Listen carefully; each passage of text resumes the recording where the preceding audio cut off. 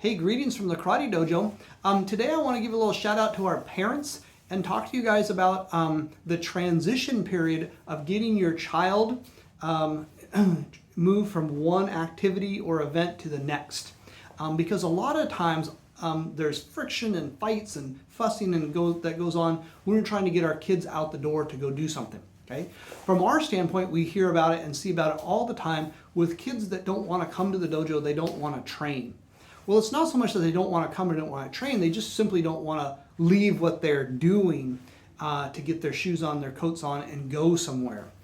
We know this because as soon as the child gets to the dojo, they're having fun. They're training hard, they're working hard, they're with their friends, they're reconnecting with their teachers, and in a lot of cases, they don't even want to leave the dojo once they're here.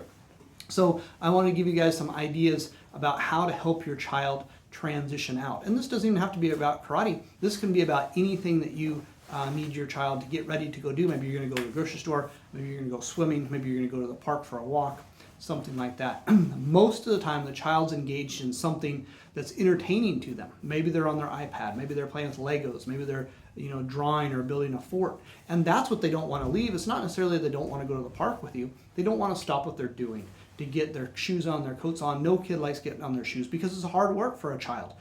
You and me, we just slide our stuff on and get to go, but it's a big ordeal, a big effort and output that a child has to go do just to get their shoes and boots and their coats on. And so that's typically what the child has an objection to.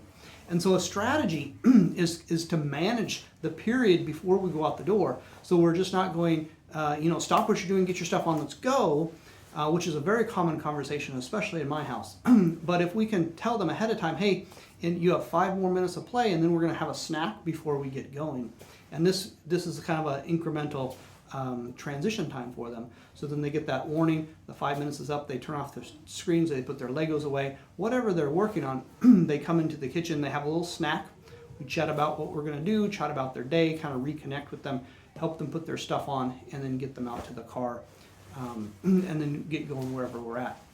And so this is just kind of an easing into it. And you don't need a lot of time. If you have a half an hour to do this, great, but maybe you only have 10 minutes. You can still employ this same strategy to help your transition time be less, tantrums, fussing, fightings, and that conflict that happens when a child is going to transition.